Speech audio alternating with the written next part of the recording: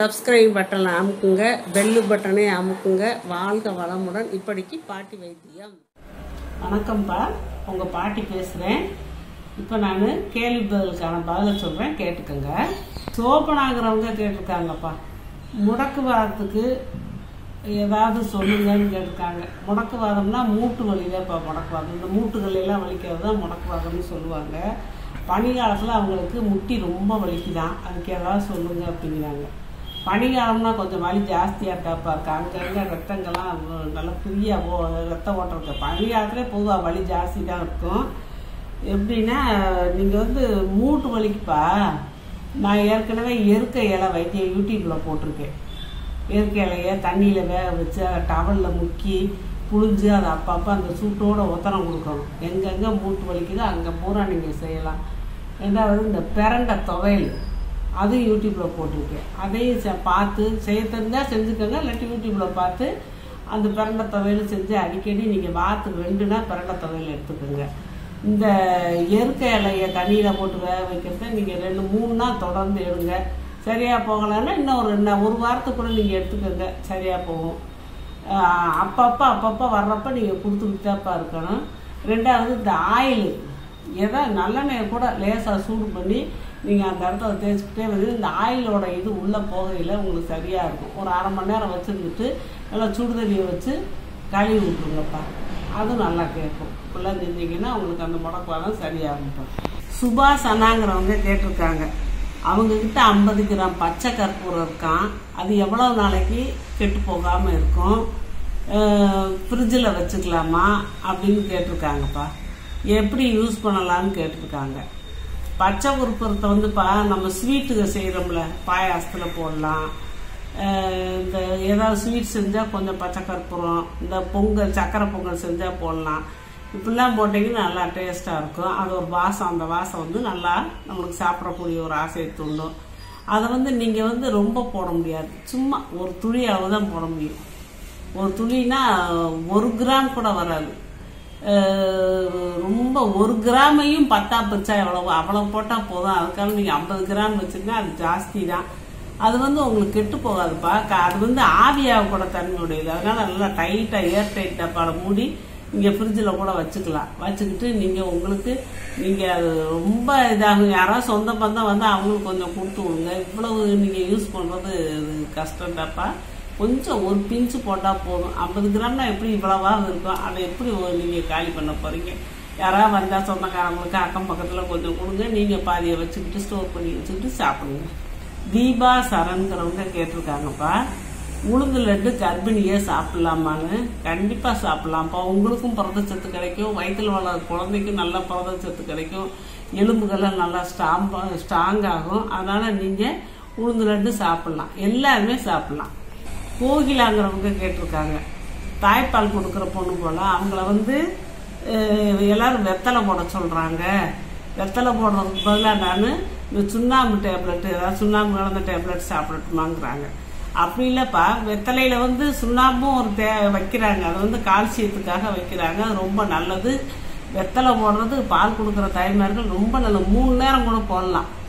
உங்களுக்கு முடியலன்னா 25 வயசான இதில் வயசெல்லாம் கணக்கு கிடையாதுப்பா. பல்லு செவப்பா கொஞ்சம் கரையாகும்னு நினைக்கிறீங்க. நீங்கள் அடுத்த சாப்பாடு சாப்பிட்றப்ப கொஞ்சம் நல்லா இதெல்லாம் சரியாக போகும். கொஞ்சம் நேரத்துக்கு இருக்கா அப்புறம் சரியாக போகும். நைட்டில் படுக்கும்போது பழு தேய்ச்சிட்டு படுக்கிறீங்க, கரையெல்லாம் இருக்காது. நீங்கள் நல்லா அது போடலாம். இப்போ வெத்தலை போடுறது நல்லது. வெத்தலையிலையும் கால்சியம் இருக்குது. மற்ற உங்களுக்கு சாப்பிட்ற சாப்பாடெலாம் ஜீரணம் ஆகிறதுக்கு வேறு வழி இருக்குது. வெத்தலை பாக்கு சுண்ணாம்பு சேரையில் உங்களுக்கு உடம்பு நல்லா இருக்கும், பால் நல்லா ஊறும், சத்தான பால் குழந்தைக்கு கிடைக்கும். உங்கள் பல்லுகளுக்கும் பல்லெல்லாம் நல்லா ஸ்ட்ராங்காக இருக்கும். ஒருத்தருக்கு குழந்தை பார்த்தவங்களுக்கு பல்லெல்லாம் ஒரு மாதிரி டிம்மு கலராக போயிடும், எலும்புகள்லாம் சத்துலாம் போயிடும், இடுப்பு வலி வரும். இதெல்லாம் இல்லாமல் இருக்கிறதுக்கு நீங்கள் வெத்தலை போடுறது நல்லது. இப்போ வெத்தலை போட சங்கடப்படாதீங்க. அதுக்கு தான் அந்த காலத்துலேயும் சொல்லுவாங்க, கல்யாணம் முடித்தோடனே வெத்தலை போட்டு பழகு அப்படிம்பாங்க. அது வரைக்கும் கூட ஒன்றும் சொல்ல மாட்டாங்க. ஏன்னா கல்யாணம் முடித்தா அடுத்து குழந்தை வரும், கர்ப்பமாக இருப்பாங்க. அப்படிங்கிறதுனால கல்யாணம் முடிச்சது வெத்தலை போட சொல்லுவாங்க. நீங்கள் வெத்தலை போட சங்கடப்படாதீங்க. 25 வயசு ஆனால் பரவாயில்ல, போட்டுக்கோங்க. ஹரிணி கோபாலகிருஷ்ணனுங்கிறவங்க கேட்டிருக்காங்க, அவங்களுக்கு நீர் கட்டி இருக்குதான், அலோபதி மெடிசன் எடுத்து அவங்களுக்கு சரியாக கேட்கலையா, இந்த மாதவிடாய்க்கு நான் ஒரு கஷாயம் யூடியூப்ல போட்டிருக்கப்பா, அதை குடிச்சா சரியா போகுமான்னு கேட்குறாங்க. சரியா போகும். இருந்தாலும் நீங்க நீர் கட்டி இருக்கிறதுனால களைச்சிக்காய் வைத்தியம் எடுத்துக்கணும்ப்பா. களைச்சிக்காய் வந்து ஒரு 50 வாங்கிக்கோங்க. வாங்கி ஒரு நாளைக்கு ஒரு களைச்சிக்காய் எடுத்துக்கோங்க. அதை உடைச்சா உள்ள பருப்பு இருக்கும். அதையும் 5 மிளகையும் சேர்த்து நல்லா இடிச்சு வாயில போட்டு மோர் குடிச்சுக்கோங்க. எப்படி 48 நாள் சாப்பிடணும். நீங்க 50 கொட்டை இருக்கிறதுனால 50 கூட சாப்பிடுங்க.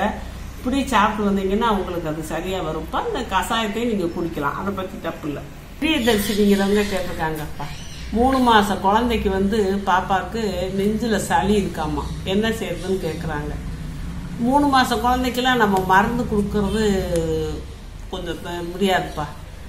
அவங்களுக்கு வந்து தாய்ப்பால் ஒன்னே போதும். நீங்க தாய்ப்பால் கொடுக்கறவங்க வந்து அந்த சளி இருமலுக்கான மருந்துகள்லாம் நீங்க சாப்பிடலாம். இஞ்சி சேர்த்துக்கலாம். நீங்க சாப்பிட்டுட்டு அந்த பாலை கொடுத்தாலே குழந்தைக்கு போதும். தனியா குழந்தைக்கு பால் வைத்தியம்னு மருந்துன்னு ஒன்றும் தர வேண்டாம். நீங்க சளி பிடிக்காத அளவுக்கு நீங்க தண்ணியில ரொம்ப இருக்கக்கூடாது. தலைக்கு ஊத்துனா தலையை நல்லா அலசணும். பால் குடிக்கிற தாய்மார்கள் தலையை நல்லா காய விட்டுறணும். நல்லா சூடா தண்ணி ஊற்றி குளிச்சிட்டோம்னா உடனே நல்லா காய வைக்கணும். தலை ஈரத்தோட கட்டிக்கிட்டுல வேலை பார்க்கக்கூடாது. உங்ககிட்ட குடிக்கிற பால்னாலதான் குழந்தைகளுக்கு அந்த சளி பிடிக்கிறது.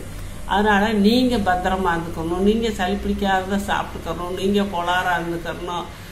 தண்ணியில ரொம்ப நேரம் வேலை பார்க்கக்கூடாது. டக்குன்னு முடிச்சுட்டு வேலை பார்க்காம இருக்க முடியாது. தண்ணி வேலையை கொஞ்சம் குறைச்சிக்கணும். அதுக்கு ஒரு ஆள் கூட வச்சுக்கணும். இப்படிலாம் இருந்துட்டு இருந்தீங்கன்னா குழந்தைகளுக்கு சளி பிடிக்கிறது நிற்கும்.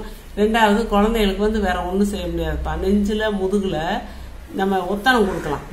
பழைய துணியை நல்லா மடிச்சு ஒரு கடாயை அடுப்பில் வச்சுட்டு அது சூடு ஏறவும் குழந்தைய இப்படி கையில் வச்சுக்கணும். வச்சுக்கிட்டு அந்த இதில் அந்த லேசாக சூடாக ரொம்ப சூடாக வச்சிடாதீங்க. குழந்தைக்கு ட்ரெஸ்ஸு போட்டுக்கோங்க. ட்ரெஸ்ஸு போட்டுக்கிட்டு அந்த துணியை அப்படியேவும் அந்த கடாயில் வச்சு லேசாக சூடாக்குங்க.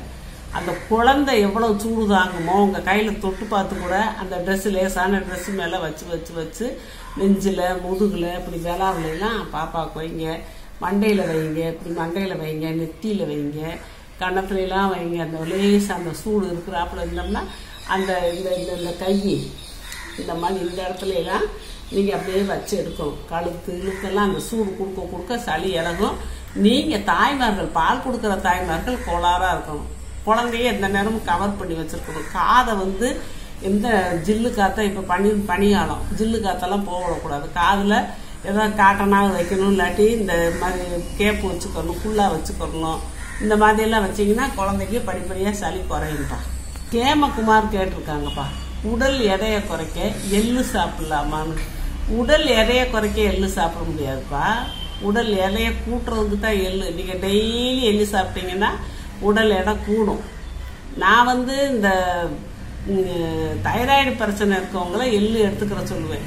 ஏதோ கொஞ்சம் 1 டீஸ்பூன் 2 டீஸ்பூன் டெய்லி சாப்பிட்டாங்கன்னா அவங்களுக்கு இதாகும். அதுக்காக ரொம்ப குண்டாக இருக்கும். இதே எள்ளெல்லாம் நிறைய சாப்பிட்டாதான் கொஞ்சம் உடம்பு தேரும், குண்டாகும். அப்படி நீங்கள் உடல் எடை குறையிறதுக்கு எள்ளு சாப்பிட்றது கிடையாது. உடல் எடை குறையணும்னா நீங்கள் கொள்ளு தாப்பா சாப்பிட்ணும். கொள்ளு சட்னி, கொள்ளு சூப்பு, கொள்ளு சுண்டல், அப்படி கொள்ளுல நிறைய வெரைட்டி இருக்குது. அப்படி சாப்பிடுங்க. விஷ்ணு அப்படிங்கிறவங்க கேட்டிருக்காங்க, அவங்களுக்கு இடுப்பு வலிக்குதாமா. இடுப்பு வலிக்குதுன்னா நீங்கள் பெரிய வயசுக்கு வந்தப்ப சரியா இந்த உளுந்து இந்த மாதிரி எல்லாம் சேர்த்துருக்க மாட்டீங்க. அப்புறம் குழந்தை பெற்றப்ப ரெஸ்ட் எடுக்கணும். நீங்கள் குழந்தை பெற்றிருக்கீங்களா இல்லை எப்படின்னு தெரியல, உங்கள் வயசு என்னன்னு எனக்கு தெரியல.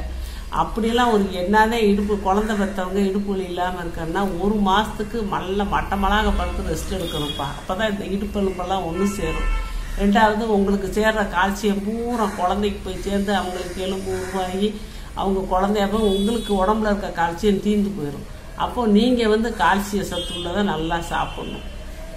உளுந்து நல்லா கேட்கும். உளுந்து கஞ்சி, உளுந்து சோறு, உளுந்த வடை, உளுந்து லட்டு இந்த மாதிரி நீங்கள் சேர்த்துட்டு வரலாம்.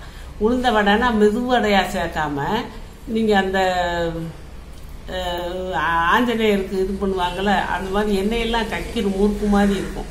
நான் கூட யூடியூப்பில் போட்டிருக்கேன். அதை பார்த்து அந்த மாதிரி நீங்கள் செஞ்சு சாப்பிடலாம். உளுந்து எந்த வழியில் அது தோலோடு இருக்க உளுந்து சேர்க்குறது ரொம்ப நல்லதுப்பா. இட்லி தோசைக்கெல்லாம் நீங்கள் தோல் உளுந்தே போட்டு ஆட்டி செய்யுங்க. இப்படிலாம் செஞ்சீங்கன்னா உங்களுக்கு நல்லாயிருக்கும். முருங்கைக்கீரையை நல்லா சேர்த்துக்கோங்க. முருங்கைக்கீரை வாரம் 3 தடவை சேர்த்துக்கோங்க. பிரண்டை துவையல் சேர்த்துக்கோங்க. பிரண்டை துவையல் செய்ய தெரிஞ்சால் செய்யுங்க, செய்ய தெரியாட்டி யூடியூப்பில் நான் போட்டிருக்கேன் பாட்டி வைத்தியத்தில் பிரண்டை துவையல். அதை பார்த்து நீங்கள் வாரத்தில் 1 நாள் 2 நாள் சேர்த்துக்கிட்டு இருந்தீங்கன்னா உங்களுக்கு அந்த இடுப்பு வலி குறையும். மோகன பிரியாங்கிறவங்க கேட்டிருக்காங்கப்பா, 4.5 மாத பாப்பாவுக்கு பால் பத்தலையாம்மா, அவங்க கொடுக்குற பால் பத்தலை, பூண்டு குழம்பு வச்சு சேர்க்கலாம், பூண்டு குழம்பா வச்சு சேர்க்கலாமான்னு கேட்குறாங்க. பூண்டு குழம்பா வச்சு சேர்த்தா எவ்வளோப்பா சேர்க்கணும்? ரொம்ப நேரம் நீங்கள் வேக விடுவீங்க. நான் சொல்கிற மாதிரி செய்யுங்க. பூண்டு இவ்வளோ பல் எடுத்துக்கோங்க, இவ்வளோ பூண்டு பல் எடுத்து உரித்து வெந்நி 1 டம்ளர் வெந்நியை வச்சு கொதிக்கும் போது பூண்டை போடுங்க. ஒரு கொதி வந்தவொடனே ஆஃப் பண்ணிடணும். ஆஃப் பண்ணிவிட்டு அந்த இதை எடுத்து அந்த இதில் கொஞ்சம் காரம் போயிடும். ஏன்னா பச்சையாகவே பூண்டு சாப்பிடலாம், நீங்கள் சாப்பிட மாட்டீங்க.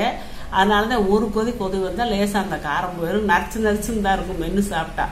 அதை ஆற வச்சு அந்த தண்ணியை வடித்து அந்த பூண்டை நரிச்சுன்னு மென்று சாப்பிட்டுட்டு நல்லா பொறுமையாக மென்று சாப்பிடணும். சாப்பிட்டுட்டு அந்த தண்ணியை குடிச்சிருங்கப்பா. டெய்லி இவ்வளவு மத்தியானம் ஒரு 11 மணி வாக்கில் சாப்பிட்ருங்க. காலை சாப்பாட்டுக்கு மத்தியானம் சாப்பாட்டுக்கு இடையில சாப்பிட்டுட்டு இருந்தீங்கன்னா உங்களுக்கு நல்லா பால் வரும். பாலில் வந்து எதிர்ப்பு சக்தி, உங்களுக்குமே குழந்தை பெற்றவங்களுக்கு எதிர்ப்பு சக்தி இருக்கும், அதை குடிக்கிற குழந்தைக்கும் எதிர்ப்பு சக்தி கிடைக்கும். பாலும் நல்லா ஊறும். 2வது பால் ஊறுறதுக்கு வந்து உங்கள் பாட்டி சொன்னாங்க ப்ரெட்டு, அப்புறம் என்னது ப்ரெட்டு மரவள்ளிக்கிழங்கெல்லாம் சேர்க்கலான்னு. ஆமாப்பா, பால் கொடுக்கறதுக்கு நீங்கள் 1 மணி நேரத்துக்கு நல்லா பாலில் ஒரு ப்ரெட்டை தொட்டு சாப்பிட்டீங்கன்னா 1/2 மணி நேரம் 3/4 மணி நேரத்தில் குப்புன்னு பால் வரும்ப்பா. உண்மைதான் அவங்க சொன்னது. மரவள்ளிக்கிழங்கும் சேர்க்கலாம், அதை பற்றி எனக்கு தெரியல. கொஞ்சம் சத்தானதுக்கெல்லாம் சாப்பிட்டுக்கலாம். பச்சை வேர்க்கலை நான் இது பண்ணுறேன். பச்சை வேர்க்கலை சும்மா இவ்வளோ ஒரு 50 கிராம் எடுத்து நல்லா பச்சை வேர்க்கலை தான் சாப்பிட்டா வயிற்று வலிக்கும் அப்படி இப்படின்னு அவெல்லாம் கிடையாது. நம்ம மென்று நல்லா கூலாக ஆக்கி சாப்பிடணும். அடிக்கடி தண்ணி குடிக்கணும். இந்த வெந்தயத்தை வந்து பாலில் வேக வைக்கணும். நைட்டெல்லாம் ஊற வச்சு காலையில் பாலில் வேக வச்சு சாப்பிட்லாம். பகல்லாம் ஊற வச்சு சாயந்தரத்தில் வேக வச்சு அந்த கஞ்சியாக சாப்பிட்லாம்ப்பா. கொஞ்சம் பனங்கள் கண்டோ கொஞ்சம் பால் அதிலெல்லாம் சேர்த்து பாலில் தான் வேக வைக்கிறோம்ல, பனங்கள் கண்டை போட்டு நல்லா ஸ்வீட்டாகவே நீங்கள் சாப்பிட்லாம். பனங்கள் கண்டோ பனை வெல்லமோ ஏதோ போட்டு கரைச்சி நீங்கள் சூடாக சாப்பிட்லாம். பால் சூப்பராக ஊறும். இப்போ 4.5 மாதம் ஆச்சு பாப்பாவுக்கு, இன்னும் 1.5 மாதம் தானே. அப்புறம் உங்களுக்கு நைட் பால் கொடுத்தா போதும். பகலில் பூரா திட உணவு பாப்பாவுக்கு கொடுக்கலாம். அதனால் அந்த 1.5 மாதத்துக்கு எப்படியாவது நீங்கள் அகத்திக்கீரை அது இதுன்னு சேர்த்து பாலை ஊற வச்சு கொடுங்க. அப்புறம் நம்ம இது பண்ணிக்கலாம். சப்ஸ்கிரைப் பட்டனை அமுக்குங்க, பெல்லு பட்டனை அமுக்குங்க. வாழ்க வளமுடன். இப்படிக்கு பாட்டி வைத்தியம்.